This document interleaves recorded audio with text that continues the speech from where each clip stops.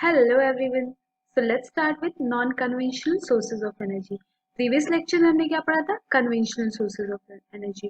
तो ये जो नॉन कन्वेंशनल होते हैं, ये क्या होते हैं कि जस्ट लाइक कि जो रिन्यूएबल रिसोर्सेज होते हैं जिसको हम लोग रिन्यू कर सकते हैं, जस्ट लाइक कि सोलर एनर्जी और wind energy and tidal energy. तो अब इस पैरा में क्या बोल रहा है कि the increasing use of fossil fuel is leading two is shortage. जिस तरह से हम लोग फॉसिल फ्यूल का यूज कर रहे हैं वो क्या कर रहा है, इसकी शॉर्टेज की तरफ लेके जा रहा है. और ये एस्टिमेट किया जा रहा है कि अगर हम इसको प्रेजेंट रेट पे ही कंजप्शन करेंगे तो ये क्या करेगा, बहुत जल्दी एग्जॉस्ट हो जाएगा. एंड उसके साथ साथ ये और भी क्या करता है कि हमारे एनवायरनमेंट को पॉल्यूशन भी करता है. तो इसीलिए सबसे अच्छा है कि हम लोग किस पे स्टिक हो जाए, non conventional sources of energy.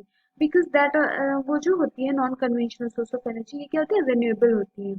Just like कि अगर हम सोलर एनर्जी की बात करें तो जो सन का हीट है, लाइट है, ये क्या होता है, हमें हमेशा फील होता है. डे बाय डे हम उसको मतलब फील कर सकते हैं या फिर हमें मिलती है. तो क्या होता है कि जो सोलर सेल्स होते हैं उसमें जो सोलर एनर्जी है उसको ट्रैप्ड करके क्या प्रोड्यूस किया जाता है, इलेक्ट्रिसिटी. और ये चीज जो है, many of these cells are joined into solar panel to generate electricity. Just like कि देखो यहाँ पे तुम लोग का मैं एग्जांपल दिखाती हूँ, जस्ट सी. यहाँ पे क्या किया गया है कि बहुत सारे सोलर पैनल्स को ट्रैप करके यहाँ पे इससे सोलर एनर्जी प्रोड्यूस किया जा रहा है, जिससे क्या होता है कि बहुत सारे घर में लाइट्स चलती हैं, कुकवेल्स होते हैं एंड ईच एंड एवरीथिंग. अब देखो यहाँ पे क्या बताया गया है कि इसके सोर्सेज क्या है नॉन कन्वेंशनल के, जस्ट लाइक कि solar energy, tidal energy, biogas, nuclear energy, ये सब हम आगे पढ़ेंगे. और फिर इसमें क्या दिया हुआ है कि इसके एडवांटेज भी दिए हैं एंड इसके डिसएडवांटेज भी दिए हैं. अगर हम बात करें इसके एडवांटेज की, ठीक है, तो ये क्या है, इन एग्जॉस्टिबल है. तुम लोग सब लोग जानते हो कि जब तक ये पृथ्वी रहेगा तब तक सूरज रहेगा. तो ये क्या होगा, कभी एग्जॉस्टिबल नहीं होगा. नॉन पोल्यूटिंग, साथ में ही क्या होगा कि ये पॉल्यूशन फ्री होता है, ये हमारे एनवायरनमेंट में कोई पॉल्यूशन नहीं फैलाता है. तो दोनों ही चीजें बहुत ज्यादा अच्छी हैं. बट इसके कुछ डिसएडवांटेज भी हैं. जस्ट लाइक कि कोई भी चीज का पॉजिटिव होता है तो उसका नेगेटिव भी होता है. तो ये क्या है, बहुत ज्यादा एक्सपेंसिव है. एंड क्या है कि diffuse source so get wasted. अगर ये डिफ्यूज हो जाए तो ये क्या होता है कि वेस्टेड हो जाता है, ठीक है. एंड नाउ लेट्स सुन. तो क्या होता है, एक्सपेंसिव है मतलब बहुत ज्यादा ये कॉस्टली पड़ता है. And diffuse source so get wasted, क्या होता है कि डाइवर्सिफाइड होता है, ठीक है. अगर तो नहीं यूज करो तो क्या हो जाता है, वेस्टेड, मतलब वेस्ट हो जाता है. वैसे ही यहाँ पे विंड एनर्जी का दिया हुआ है, वैसे ही यहाँ पे टाइडल एनर्जी का दिया हुआ है, वैसे ही यहाँ पे nuclear energy, biogas and geothermal energy. इस सबको तुम लोग पढ़ लेना अच्छे से, क्योंकि ये सब एग्जाम में बहुत ज्यादा पूछे जाते हैं. मैं सारे चैप्टर्स की समरी बता रही हूँ अच्छे से. बाकी ये जो क्वेश्चंस आंसर है उसमें तुम लोग अपने आप से करने का, क्योंकि इससे क्या होगा, तुम भी क्रिएटिव होगे और तुम भी कुछ सोचोगे, ठीक है. तो अब हम चलते हैं, ये क्या लिखा है, power of heating and lightning purpose. Okay, ये जो हम लोग का किस लिए होता है कि उसको हीटिंग एंड लाइटनिंग पर्पज के लिए. तो the technology of utilising solar energy benefit a lot of tropical countries. Okay, जो ट्रॉपिकल कंट्रीज होती हैं उनको ये सबसे ज्यादा बेनिफिट देता है. अब पूछो कि ये ट्रॉपिकल कंट्रीज क्या होती हैं. तो देखो मैप में जो भी country Tropic of Cancer and Tropic of Capricorn के बीच है वो क्या होती है, ट्रॉपिकल एनर्जी, ट्रॉपिकल कंट्रीज होती हैं. अब देखो ये क्या होती है, ब्लेस्ड विद एबंडेंट सनशाइन. इनके ये क्या ब्लेस्ड होती हैं, बहुत ज्यादा सनरेज से. क्योंकि जो तुम अगर सबसे एक्सट्रीम नॉर्थ पोल पे चले जाओगे एंड सबसे एक्सट्रीम साउथ पोल पे चले जाओगे तो वहां पे क्या होता है, वहां पे सनरेज उतनी अच्छे से नहीं पहुंचती है जितना कि इक्वेटर और ट्रॉपिकल्स रीजन में पहुंचती है. तो इसीलिए क्या होता है कि जो ट्रॉपिकल रीजन वाले कंट्री होते हैं वो ब्लेस्ड होते हैं वैसे ही सनसाइन से, ठीक है. तो फिर जो देखो, solar energy is also used in solar heater, solar cooker, मतलब ये देखो हर जगह यूज होता है. जस्ट लाइक कि लाइट में, कुकिंग में, तुम इसको बहुत ही तरीकों से यूज कर सकते हो. And the next one is wind energy. तो बता रहा है कि विंड जो क्या है वो इन एग्जॉस्टिबल सोर्स ऑफ एनर्जी है. जब तक हमारी अर्थ रहेगी तब तक क्या रहेगा, जो विंड है वो भी रहेगा. और इसमें आगे पैरा में बोला है कि जो विंड का यूज है वो हम बहुत ही पुराने टाइम से करते आ रहे हैं, just like for grinding grains and for lifting water. But in modern time हम लोग क्या करते हैं, उसका इलेक्ट्रिसिटी प्रोड्यूस करने के लिए करते हैं. वो कैसे करते हैं कि जब विंड जो होती है वो बहती है जहाँ पे, वहां पे क्या किया जाता है कि एक विंड मिल को लगा दिया जाता है और जिसको एक जनरेटर के थ्रू कनेक्ट जाता है. और जब वो विंड बहती है तो क्या होता है, वहां से इलेक्ट्रिसिटी प्रोड्यूस होती है. अब देखो कि विंड फॉर्म्स कहाँ कहाँ लोकेटेड है, कोस्टल रीजन्स में, माउंटेन पासेस में, जहाँ पे स्ट्रॉन्ग एंड स्टेडी विंड जहाँ पे बहती है वहां पे ये लगाए गए हैं। And winds form are found in Netherlands, Germany, Denmark, UK, USA, Spain. मतलब इन सारे जगह पे इनका जो एनर्जी प्रोडक्शन है वो किससे होता है, विंड फॉर्म से भी होता है। तो यहाँ पे कुछ एक्टिविटीज दी गई है सोलर कुकर की, ये तुम लोग खुद से करना है, क्योंकि यू नो ना, जितना ही खुद से करोगे उतनी ही क्रिएटिविटी आएगी। And now we will move on nuclear power. ठीक है, अब देखो न्यूक्लियर पावर कहाँ से ऑब्टेन होता है, जो अर्थ के अंदर यूरेनियम एंड थोरियम होते हैं, ये बहुत ही रेडियो एक्टिव एलिमेंट होते हैं। ठीक है, तो उसका क्या होता है, हम लोग एक न्यूक्लियर फिजन के थ्रू उसमें मतलब प्रोसेस करवाते हैं और उससे क्या होता है, पावर एमिट होता है। अब ये न्यूक्लियर फिजन, न्यूक्लियर फ्यूजन, ये सब तुम लोग कब पढ़ोगे, थोड़ी से हायर क्लासेस में जाओगे एंड केमिस्ट्री में जाओगे तो फिर तुम लोग ये सब पढ़ोगे।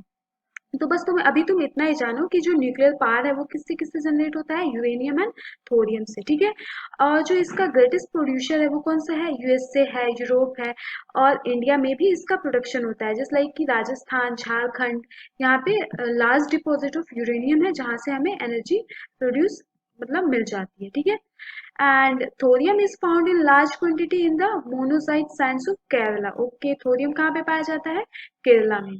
ठीक है, अब देखो ये जो न्यूक्लियर पावर स्टेशन है कुछ उनके नाम दिए गए हैं, जिस लाइक कि कालपक्कम इन तमिलनाडु, तारापुर इन महाराष्ट्र, राणा प्रताप सागर नियर कोटा राजस्थान, नरोरा इन उत्तर प्रदेश। ओके, उत्तर प्रदेश में भी है नरोरा, एंड काइगा इन कर्नाटका। ठीक है, एंड अब हमने क्या जाना कि न्यूक्लियर पावर से जान लिया, सोलर से जान लिया, विंड से जान लिया, and now we will move on geothermal energy. ठीक है, अब ये जियोथर्मल एनर्जी भी क्या होता है, हीट एनर्जी से भी हमें ऑब्टेन होती है।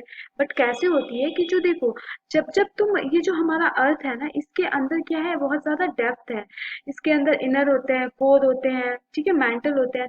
तो क्या होता है कि जब तुम इसके इनर में जाओगे तो उतना ही टेम्परेचर क्या हो जाता है, इंक्रीज होता जाता है। अब वो जो जो टेम्परेचर जो इंक्रीज होता है उसको हम लोग क्या करते हैं, एनर्जी जनरेट के लिए यूज में लाते हैं, जस्ट लाइक। तो अब जो हमारा नेक्स्ट आगे क्या बोल रहा है कि geothermal energy in the form of hot spring has been used for cooking, heating and bathing for several years। Means देखो ऐसा नहीं है कि ये हमारा मॉडर्न इन्वेंशन है, ये हमारे जो एंसेस्टर्स हैं वो बहुत ही पहले से यूज करते आए हैं in cooking, heating and bathing. अब देखो बोल रहा है कि यूएसए जो है वो लार्जेस्ट प्रोड्यूसर है वर्ल्ड का जियोथर्मल एनर्जी में, और उसके बाद न्यूजीलैंड है, आइसलैंड है, फिलीपींस है, सेंट्रल अमेरिका है। अब ऐसा नहीं है कि ये इंडिया में भी नहीं पाया जाता, इंडिया में भी होता है। कहाँ पे होता है, जो सबसे ज्यादा Manikaran in Himachal Pradesh and Yuga village in Ladakh.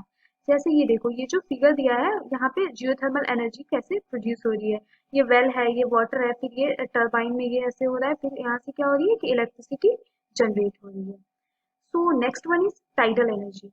Tidal energy जानने से पहले, जैसे हम लोग विंड एनर्जी, सोलर एनर्जी पढ़े तो हमें तो पता था कि विंड क्या होती है, सोलर क्या होती है।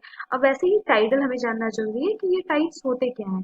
तो देखो टाइड क्या होता है कि जो भी समुद्र रहता है उसमें जो ऐसे ऐसे फ्लो होती हैं लहरें, ठीक है, तो ये जो ऊपर जब जाती हैं तो वो क्या होता है, हाई टाइड होता है। जो नीचे आती है वो क्या होते हैं, लो टाइड्स होते हैं। ठीक है, तो अब उनसे भी हम लोग क्या कर सकते हैं, इलेक्ट्रिसिटी प्रोड्यूस कर सकते हैं। अब देखो इसको कैसे कर सकते हैं, during the high tide, the energy of the tides is used to turn the turbine installed in the dam to produce electricity।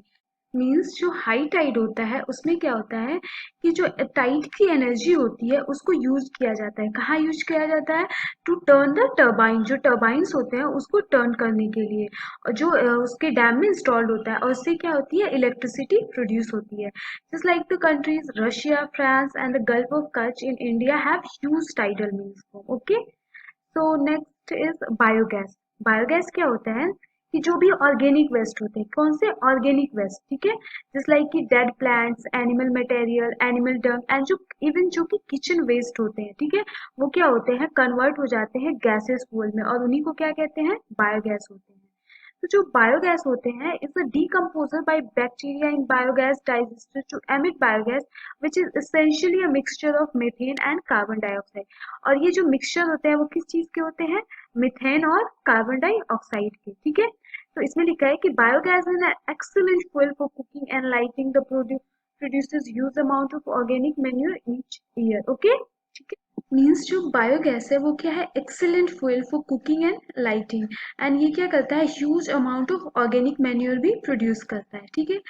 So last is energy is everywhere. Energy क्या है, हर जगह है, हर कंट्री में है, बट उसको निकालना या फिर उसको यूज करना ये बहुत डिफिकल्ट है एंड कॉस्टली है। सो इसमें क्या बोला गया है कि each one of us can make a difference bye not wasting energy. वैसे तो हमें किसी भी चीज को वेस्ट नहीं करना चाहिए, जस्ट लाइक दैट हमें एनर्जी को भी वेस्ट नहीं करना चाहिए। If you are going out of your room, make sure that your light is off. And जो भी आप अगर कुछ भी कर रहे हैं, कुकिंग कर रहे हैं, कुछ भी कर रहे हैं, आप उसके एनर्जी को ज्यादा से ज्यादा सेव करने का सोचिए, क्योंकि एनर्जी निकालना इज डिफरेंट थिंग, बट इसमें बोला गया है कि energy save is the energy generated. मतलब अगर हम एनर्जी सेव कर रहे हैं तो वो भी हम क्या कर रहे हैं, एनर्जी जनरेट ही कर रहे हैं। So act now and make brighter energy future. Thank you for today.